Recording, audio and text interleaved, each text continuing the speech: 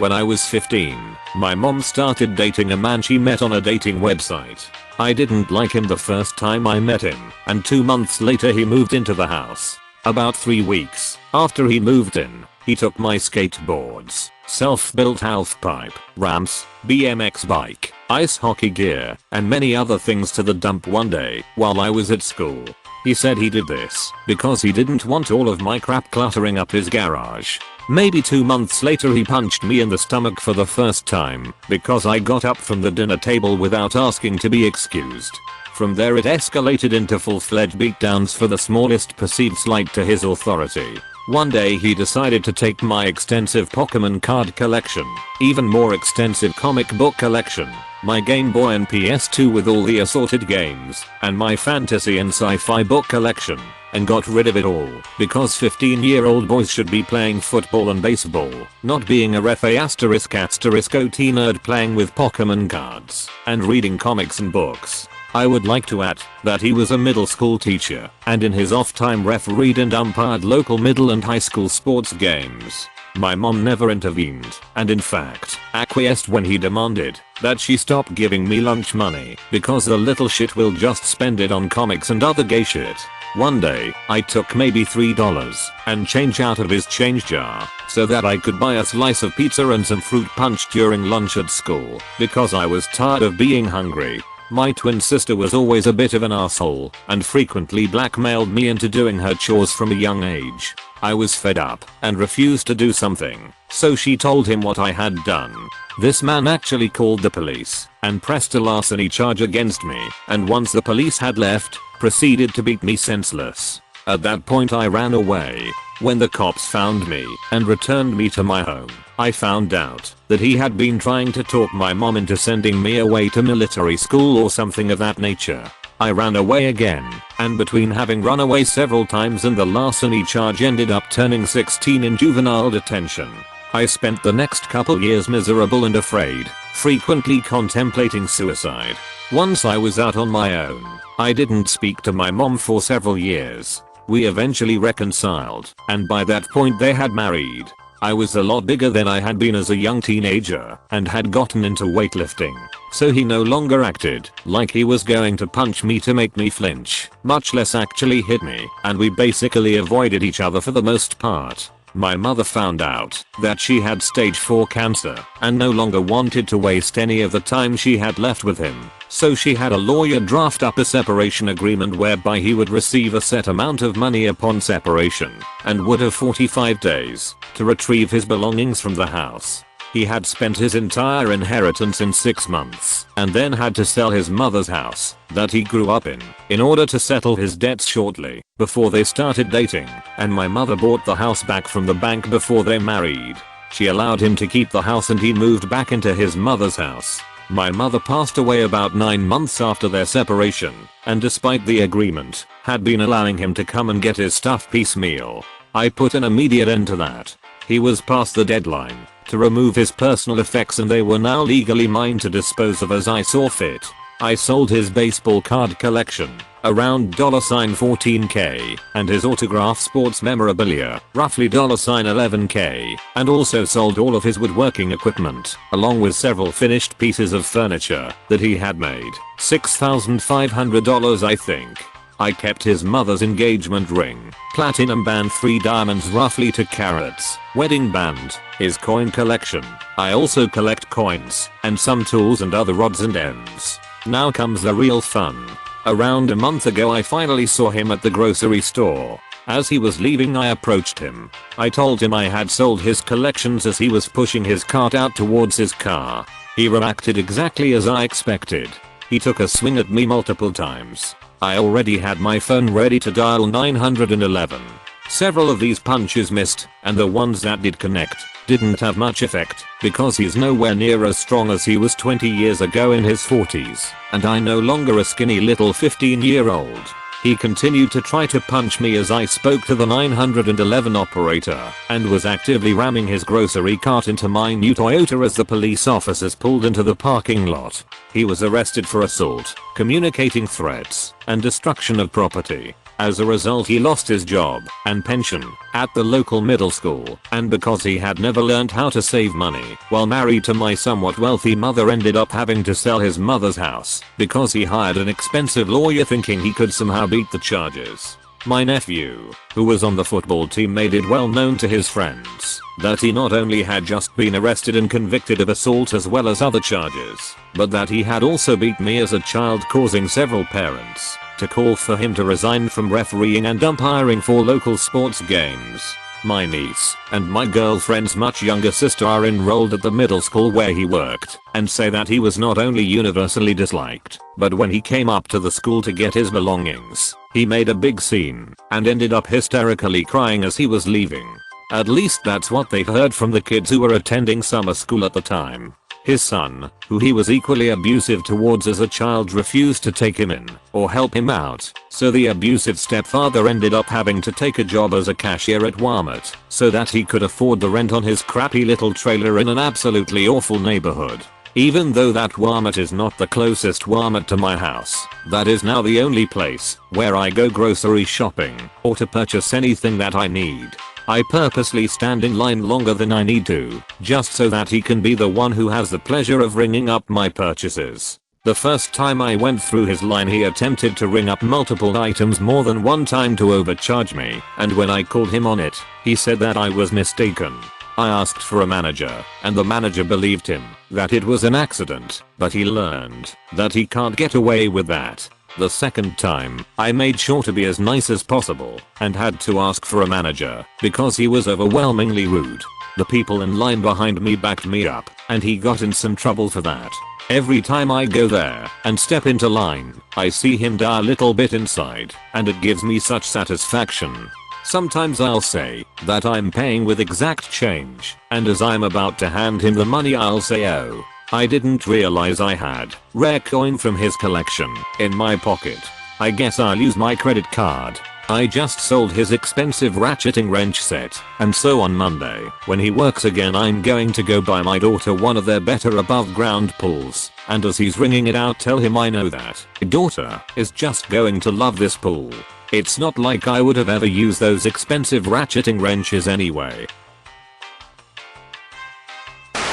It's a long one, but hopefully it'll be worth it. This story takes place almost 12 years ago, so I'll do my best with the dialogue and details, but admittedly some things are a little fuzzy. Most of my life I've had a problem with picking men that were not good for me, so much so that I even had a phrase for it: saving the world, one moron at a time. One of my more spectacularly bad choices was a guy by the name of Bob, obviously not his real name. I met Bob when I was working one of my 2 jobs at the local mall. He worked somewhere else in the mall, so we hit it off, and soon enough we were in a relationship. Within a few months my lease was up, and we ended up moving in together, which obviously in hindsight was a huge mistake, but I was dumb and lonely. Soon enough red flags began to fly. He would say things in common conversation that were simply incorrect, like there's only 4 continents and the rest are actually owned by the Martian government and thus don't count, etc. And when challenged, would circular talk until you either agreed with him or dropped the subject. He would also make claims that seemed entirely unbelievable, such as, when I asked where he had been staying prior to his mom's house, he said he camped in the woods. When I asked how he did that for months on end, and without any gear, he simply gestured to himself and said, "This is all the gear I need." The worst trait though by far was his epic laziness. I have never witnessed someone so lazy in my life. Bob was unemployed for over a third of our relationship and would simply sit in the apartment watching Netflix or playing some war game on his computer rack and my spare computer, typing away in the group chat. He would never clean up after himself, leaving dirty dishes in the sink and filth on every surface, while only taking a shower maybe once a week. The smell that permeated my apartment could only be described as revolting and could easily gag a maggot. I would inquire a few times a week on his job hunt, only to be dismissed or given a growing amount of excuses such as, "But I don't have a car. How would I get there? The bus doesn't run in that area. The internet went down, so I couldn't apply," etc., etc. Meanwhile I'm working double and triple shifts at my job to try to make up the lost income, and running him all over town in my off time, getting applications and helping him fill them out and turn them in. keep in mind he doesn't have a cell phone, so all of these apps have my contact info on them. Thus begins the era of him holding my phone while I'm at work, so he can make calls or schedule interviews, as well as I can get a hold of him from my store phone if I needed to. Things began getting weird. He began staying up later and later on this group chat, sometimes till almost dawn. Sometimes we would hang out all evening until it was time for bed. Then he would always make some excuse on why he needed to check the game before bed, and he'd be right there. Hours would pass. No Bob. I began to get suspicious, but nothing incriminating seemed to be taking place, so I just shrugged it off as me being insecure. Then he started asking to use my car to go see his best friend Ben. Now I wasn't super comfortable with this, but I did know Ben pretty well, and we got along almost better than Bob and I did, so I guess to a degree I trusted Ben more than Bob, and agreed to it. This happened a few times while I was working the evening shift, and he was always back at the allotted time with my car and my phone, and relatively grateful for the opportunity to hang with his buds. Suspicious. Yes, but I'm the kind of person that is loyal and trusting to a fault, and don't assume anything without proof, and from every angle all seemed to be on the up, and so I took it at face value. So one day he asks to borrow my car and go with his friends to a card gaming tournament. He put on a great show telling me how the prize money would help us out, and with the deck he had there was no way he could lose. I just had to let him use my car and phone this one last time, and he will be able to buy himself a phone with the prize money.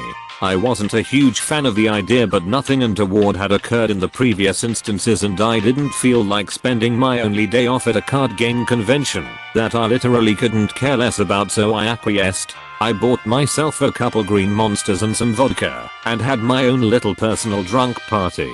Hours tick by and no Bob. Eventually I pass out, only to wake up at the crack of dawn violently sick. This went way beyond a hangover. I start retching in the bathroom until there was nothing left but bile, but the retching wouldn't stop. Hours ticked by, and I lay in my bathroom floor sweating and convulsing with no phone, no car and no Bob. I eventually was able to crawl to my room and wrap myself in a bathrobe before crawling down my apartment building stairs and began knocking on the closest doors. It took 3 apartments before someone opened the door and allowed me to use their phone to call my mom. My mother was at my apt in 6 minutes flat and rushed me to the ER, where I was diagnosed with an aggressive and antibiotic resistant strain of C. diff. Bob finally showed up later that afternoon, phone and car keys in hand, looking very concerned and claiming to be deeply apologetic, but my mom hated him from that point on. I was out of the hospital and back to work within a few days, but it was the beginning of the end. During these last months we were constantly scraping by due to his lack of consistent income and poor spending habits. There were jobs gotten, and there were jobs lost for various reasons throughout our relationship, but the final job was one I helped him get literally 3 buildings down from my own workplace. This company rents furniture and electronics on a weekly/monthly basis, and I happen to know most of the employees and the hiring manager, as they are regular customers at my coffee establishment. I was able to use what little sway I had to get him on there, and he accepted a job as a delivery man. Within a few weeks I come home from work to find a brand new TV and entertainment system and him grinning like an idiot. I tell him we can't afford this, we can barely afford to eat, and are surviving off scraps I bring home from work. He talks about his amazing employee discount and assures me it's no big deal, that the rental fee will just come out of his check, etc. I was pissed. Not only had he not consulted me, he also had me on the account as well. My info had been taken from the credit app I filled out as a favor to help their numbers, so if he flaked I was liable. Fast forward another few weeks, the rent is late, and we are receiving eviction notices on our door. I come home from work and the TV is mysteriously gone. Thank goodness, I think. He finally realized we can't afford it and took it back. He gets paid, rent gets paid, and all is as good as it can be. Until I found a pawn slip for the TV in his pocket as I was doing laundry and went ballistic. He assured me he had plans to get it back in the works and to not worry about it. It will be taken care of soon and no one will be the wiser. I was too pissed to catch on to the secrecy aspect of the situation. A few more tense weeks go by with him working mornings and myself working evenings, while we shared one phone and car, until that fateful day arrived. I woke up that morning with a migraine headache and opted to let Bob take the car but leave me the phone. so I can call someone later on for a ride to work. A few hours of uncomfortable sleep go by before I'm awoken by my phone. I answer the phone, still groggy. Hello? There is a long pause on the other end of the line until a female voice asks, is Bob there? I felt a sickening feeling in my gut and began to shake. Is this real? Am I dreaming? No, he's at work right now. This is his wife. Total lie, but hey, is there something I can help you with? I wasn't rude. I phrased it as a genuine question rather than an accusation. Another long pause before she began to stammer about maybe she had the wrong number, but it was obvious she just wanted to get off the phone with me as quickly as possible, and I realized in that moment that I desperately needed her. Please, I said with an edge of desperation in my voice. I don't know what's going on, but I just really need somebody to tell me the truth. The last word came out in a sob, and I sat there for a moment in silence, trying to quell the urge to just cry uncontrollably. Listen, the voice on the other end was almost gentle. I need to make a few phone calls, but I promise you I will call you back. She said it calmly and with so much conviction that I really wanted to believe her. Please, you promise? I almost begged. I promise, she replied. Okay, I took a deep breath and released it. I'll talk to you soon, and hung up. I then proceeded to aggressively pace my living room floor, staring at my phone while chain smoking and muttering to myself like a crazy person. I knew who she was calling. I was replaying all those little red flag moments in my head from the last few months, pinning down dates or behavior I'd found suspect when the phone rings again. It's her. I froze for a moment, shocked she followed through and called me back, terrified of what this meant. I answered the phone, and what followed was about the most soul-crushing 45 minutes of my life.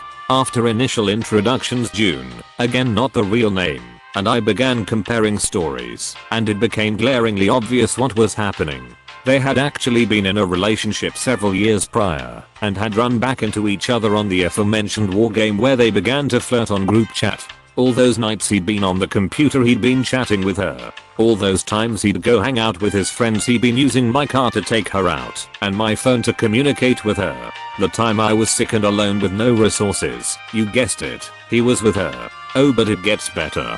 Do you have a little silver hummingbird necklace? She inquired. Yes, my mother gave it to me for my 27th birthday. Actually, I love it. Really? She said, cause he gave me one for Mother's Day. OMG, I almost yelled into the phone as I ran to my room and tore through my jewelry box. It wasn't in there, it was around her neck. From there we discovered not only had he been giving her my property as gifts, but he'd had her over to our apartment, passing it off as his own.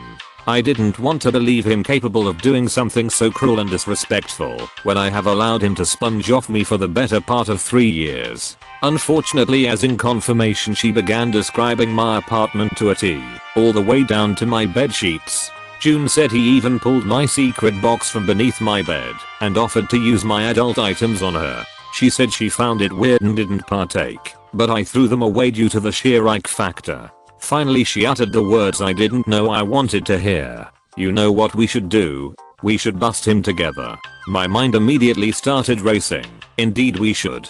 I was a mix of fury, adrenaline, and despair, so my thinking wasn't exactly straight, and details begin to get hazy here. We arranged to meet up at my work and find a way to lure Bob over there, but unfortunately she lived about 40 minutes away, whereas I only live about 6 miles from our destination, so if I got there first I'd need to stall him, assuming he wasn't out on a delivery. I called a trusted coworker of mine at work, sobbing and begging for a ride. To his everlasting credit, he got somebody to cover and left work to come get me and bring me to my car. When I got to Bob's workplace, I went inside to retrieve my keys. This isn't uncommon, as they know the car is mine, and was stopped halfway through store by Bob's manager wanting to talk about the payment due on our account. I don't remember the exact dialogue, but I said something along the lines of, look, I don't know when you are going to get your payment. I looked utterly defeated and told him we could never afford the TV in the first place, and how I had begged Bob to take it back, and now we don't have it anymore as Bob has pawned it, and I don't have the money to get it out, let alone pay him. I was full on blubbering at this point when he stopped me to clarify that his employee pawned a rental TV under contract. I confirmed that this was indeed true and presented him with the pawn ticket.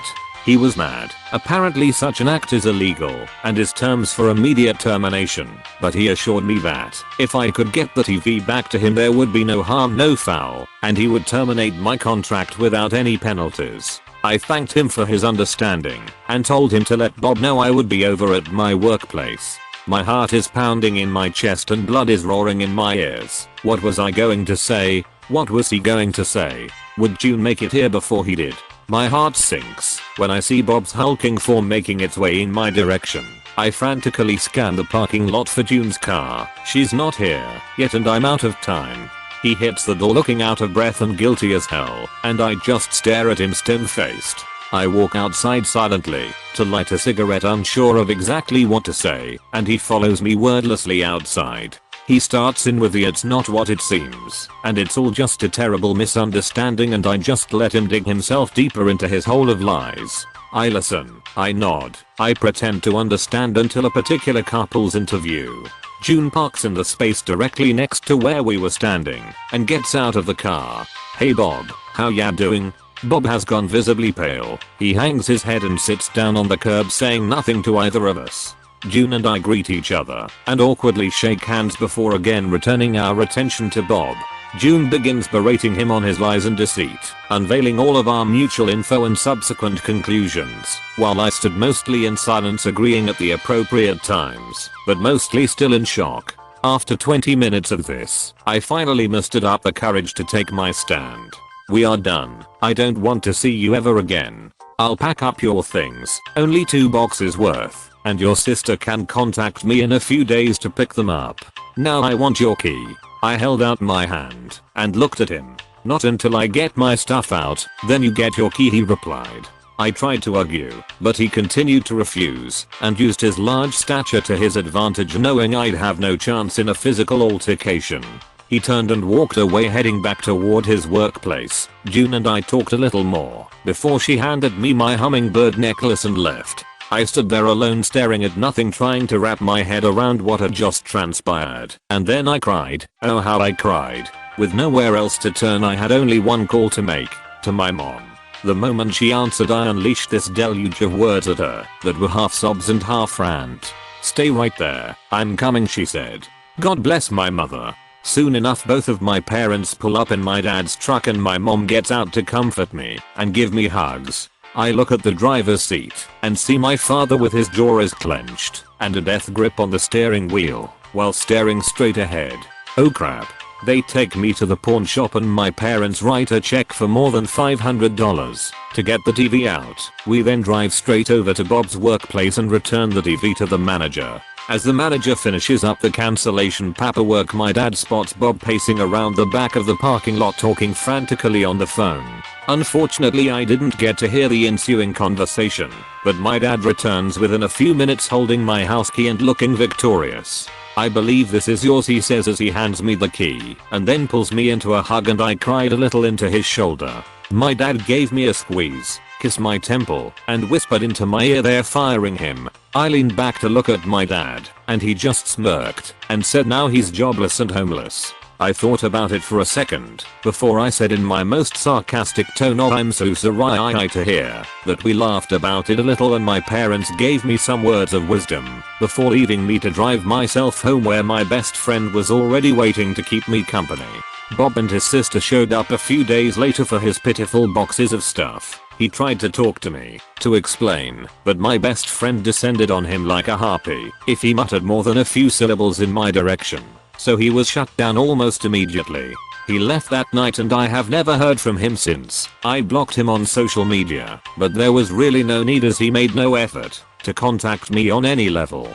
That's Bob, ever lazy, ever deluded, and always an a-hole. So here I'm many years later, happily married to my high school sweetheart and the mother of 2 beautiful little boys, and grateful to have moved on when I did. The experience with Bob certainly took its toll. I lost a lot of weight due to lack of appetite, but had a myriad of trust issues moving forward. But the point is, I moved forward. I have grown leaps and bounds as a person since this experience, and I'm truly content with where my life is now. But every now and then when I'm drifting off to sleep I can't help but wonder, whatever happened to good old Bob? Is he out there somewhere, in the woods with a stick and his wits as his only gear, waiting for a Martian government to make it smooth? Ah well, a girl can dream. If you enjoyed the stories, slap the like and subscribe button for more of them, and don't forget to support the original writers with an upvote. Links are in the description. Peace out, and catch you tomorrow.